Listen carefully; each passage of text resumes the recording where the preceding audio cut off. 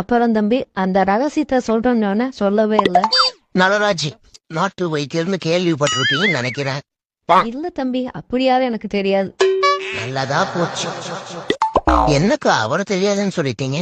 சேலத்திலே பெரும் புள்ளிக்கு அவரு. ஒரு 15 வருஷத்துக்கு முன்னாடி நைட்டு 11 மணிக்கு மேல எந்த டிவி சேனல் போட்டாலும் அவரு தாங்க வருவாரு. வந்து அன்றைய இளைஞர்களுக்கு அப்படிதான் அறிவுரை சொல்லுவாரு.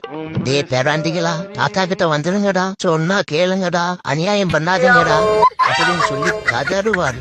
என் கடன் ஏதாவது கொடுத்திருந்தாரா? அக்கா என்னக்கா? சரி, நீ மேல சொல்லு.